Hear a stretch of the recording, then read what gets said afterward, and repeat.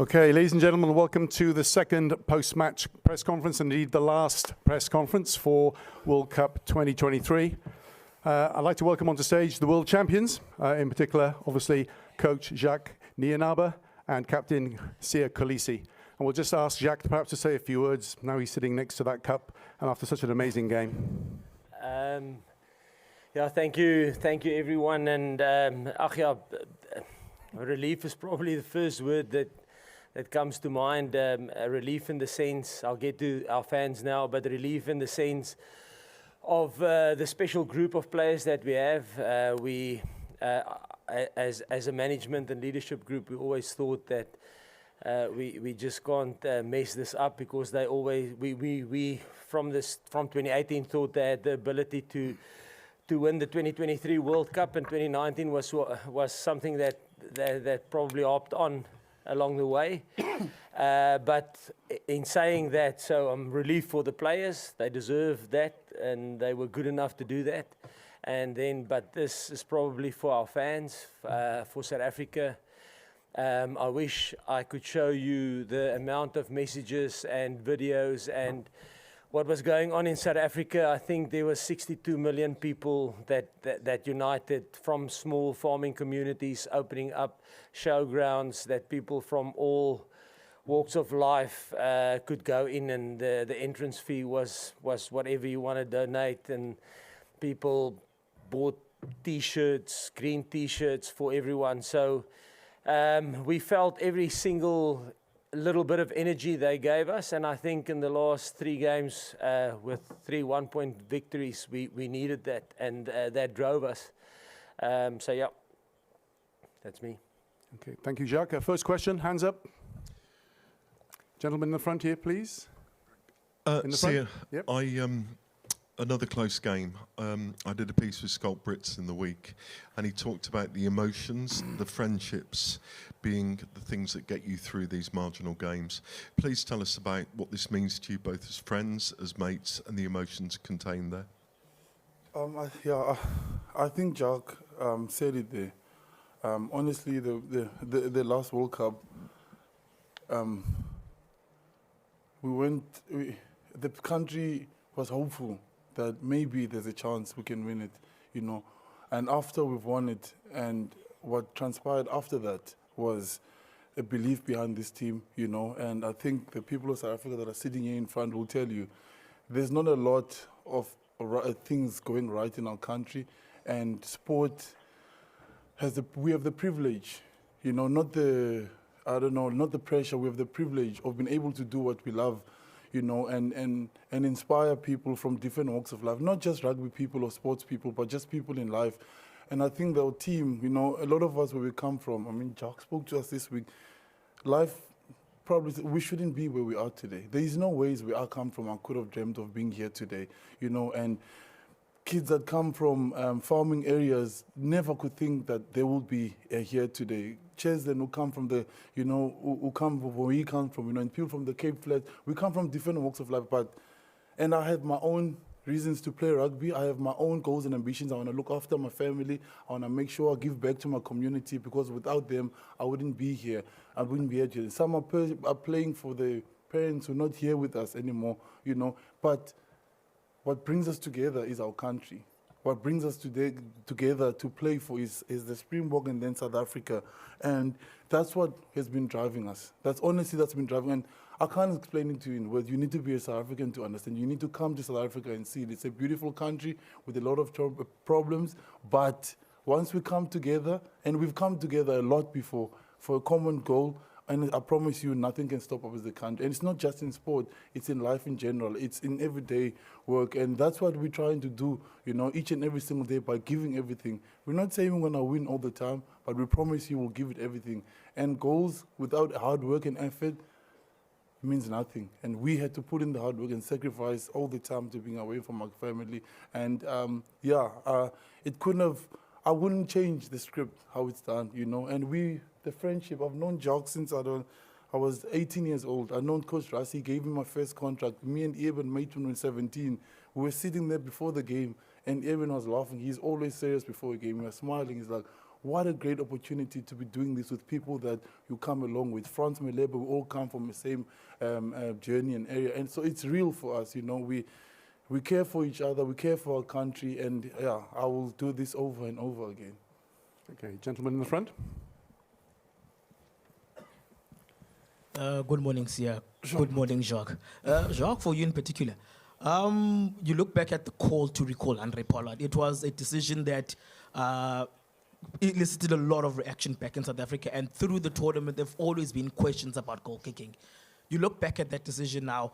How proud are you and the selection group of making that decision despite its unpopularity, despite the lack of foresight at the time, and how it's come off in the playoff stages? Yeah, I think when it comes to team selection, I probably have to give credit to the team. And Sia has spoken in our press conference in the build-up to this game. He spoke about it that, you know, Mani probably deserves it. A guy like Kobus deserves it if you think what they've done in the quarterfinal and the semi-final. But the one thing that we do have is we have 33 players that's the right players. We're not necessarily always the best players in our positions, but they're the right players. So when we go with a strategy and we explain it, a guy like Kobus accepts it, a guy like Mani accepts it, and they probably deserve to play in this match. But strategically, we had a specific path. And in saying that, I'm not saying we are geniuses. Please don't see it like that. We don't try and be creative and think out of the box and stuff like that. It's just the squad that we have and the depth that we have and how close things are, or the players are, that gives us the opportunity to maybe go a little bit different than normal. It's not genius. It's just, listen, the players that we have has got the ability to give us different tactical viewpoints, if I can put it like that.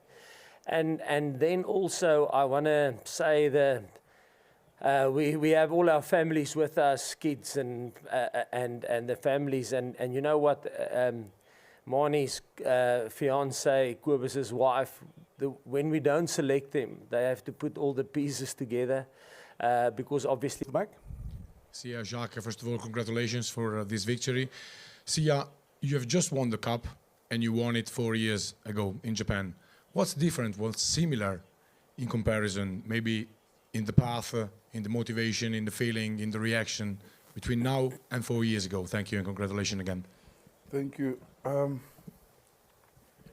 Yeah, the path was definitely difficult, but we knew before the time that, I mean, the pools were chosen, I don't know when, and we knew, and I think Jacques and Coach Rassi always speak to us there, and they say, I mean, Coach Rassi said, great things are never achieved in ideal conditions, and this wasn't ideal conditions for us as a group. I mean, playing the home team in their own country is one of the hardest things to do, and then obviously the way we played the last game, against England, which was tight as well, we had to fight, and then today as well, no different. But I think the motivation was, as we said earlier, was everything from home, you know, and our families. And I think the coaches also create an environment for us where we can be with our families, no matter where we are. It feels like home every time we go back to the hotel. Our kids are there. We have like 15 to 20 kids running around the hotel,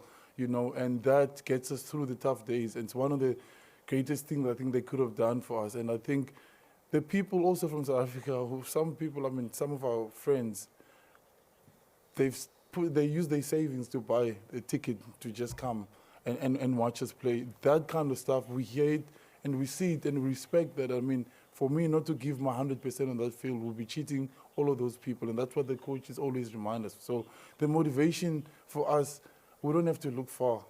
It's around us in the group. We look at your story, where you come from, how far you had to fight to get to where you are today. So motivation is always there. It's not something we lack in our country. Okay, on the left over here. Sia, congratulations. There were a couple of massive moments in that game. Sam Kane's red card. Can you tell us about that and how much of a difference you thought that made in the end result, but also how nervous were you waiting in the sin bin to see if yours would be upgraded, and also did you chat to Sam afterwards, and if so, what did you chat about? Yeah, it was. Yeah, it's never nice, obviously, for a player to get any card on the field, but we knew, like, when they got the card, they were just gonna lift themselves. When we spoke at halftime, we said they're gonna get up now. We mustn't try and relax, and they did exactly that after halftime. And for me, I was also nervous, but yeah, I did watch the video, and I saw that I did level change, and it was a secondary where my head followed up. But I trusted the guys around me, you know, that they obviously could fight for that long, and then obviously getting another one at the end. It was difficult, it was messy, but we'd been in these positions before, so yeah, I trusted that the guys would fight for that time, and then obviously when I came back on, I had to give it everything again. Okay, Craig? Thanks. Congratulations, guys. Well done. Jacques, just on the match itself, losing Bongi in the first minute, obviously the lineouts were a bit ropey after that. That wasn't ideal. How worried were you with that situation? Because it took away one of your major weapons in a way. Yeah, I think if you probably ask us which injuries we would like in early on, it would probably be Bongi and Faf. But that's the decision we made with the squad we selected and the team we selected. And like I said, there's always risks involved, but we mitigate that. And yes, I don't know how many lineouts we've won or lost. I mean, I don't have that stats in my head now. But what Dion Fourie, like, let's say there's, I don't even think there were, but let's say there's 16 lineouts in the game. There's 120, 30 rucks, 15, 20 tackles that he makes. So sometimes the lineouts he loses, he makes up for it in other areas of the field, you know. And I thought, well done to him. I mean, he's, I don't know what his age is, 38, 37, something like that. And to put in a shift like that is special. So, but always knew, I've coached Dion since he was 20 years old, so always knew he had that dog in him. Okay, up here in the middle. Hey, Jacques. Just wondering, what do you say coach to Ian Foster after a game like that? A coach who's obviously, you know, been through a bit over the past couple of years, and you know his time ends with the All Blacks now after a World Cup final loss for them. You know, coach to coach, what do you say to Ian Foster after that? Yes, he's actually. I don't know a lot of coaches, to be honest. None actually, except him. Probably he's the only guy that I ever have conversations with. So that probably speaks the kind of person he is. You know, before the game that we played in the warm-up game at Twickenham, myself, we had a cocktail function the night before the game, or maybe 2 nights before the game, I can't remember, but myself and my wife and him was chatting away for 40 minutes about just life, you know, about his daughters, his family. So, yes, I'm happy for us, but my heart breaks for him because I know what it feels like. And yeah, he's an exceptional human being and an unbelievable coach. You know, he was written off numerous times, him and his squad. But like the All Blacks, the quality team they find a way. You know, I think if you look at, I mentioned it in the week. I think if you look at sports teams in the world, and I'm saying all of them, sailing, motorsport, Formula One, I think they're probably one of the most successful sporting teams there's ever been. So yeah, they're quality outfit, and he was the leader of that. So he's a quality individual. Okay, we'll have one last question here at the front. Congrats, Sia, and congrats, Jock. Jock, Pieter Stef du Toit made 28 tackles in the final. Just your thoughts on his performance, please. Yes, Yeah, he was phenomenal. Yeah, no. Yeah, I don't know, because defence is my department. So no, he was exceptional. But I must say, he was in the last couple of games. He wanted it desperately. Not only him, everyone wanted it desperately. But yeah, he just put himself in a position today, and I always make a joke and say that if there's a white plastic bag that blows over the field, he'll probably chase that down as well. So that is him, the Malmesbury missile, and he was that tonight. He was a machine. Well, I think, Jock, on what you said there, like how he's grown so much, and not only in just what he does on the field, where he was playing today. Like, I wanted to watch him, some of the hits that he was making. I was standing there, he was flying past me and making big hits, but he takes it now off the field, like with the team, when we're down, how he speaks to us as a group. Yeah. Like last week, the chips were down, it was tough, you know, it was quiet in the change room, and he called everybody up, get up, and he's like, you know, the way he's just taken what he can do on the field to what he can lead around it to. It's really been amazing. It's been great to have it. And I'm not, got no ego, anything like that. Sometimes I don't have the words to say, and some of the guys will come up, you know, and give and tell us what we need to do. And he's taken that role, and he hasn't taken it lightly, and he backs it up with what he does on the field as well. Yeah, so I'm really proud of what he's done and how hard he worked today. And yeah, all of the guys in the group. I mean, I'm talking to Dwayne as well. I'm so honored to play with these kind of guys. You know, it's really, I can't explain it in words. To know who they are, their stories, and the effort that they put in, you know, and some of the injuries, the guy Ox shouldn't be there. He's pec toe, but he fought to get back. You know, Eben has been struggling with the shoulder and the knee, and he fought to get back into the team as well. You know, it hasn't been an easy journey, and to look at the guys, and I can't believe that what we've achieved today, honestly. And the coaching staff have been ridiculous. I mean, I've worked with Jock since I was 17 years old. I couldn't tackle. When him and Rassi used to come to tackle, to training, we had to play full contact. We had to show them that, you know, you can do this. So, and since then, how he used to motivate us in games, how we grew around him, myself, Eben, Franz, and Stephen Kitsoff, Peter Steff, we all played together, other Jog.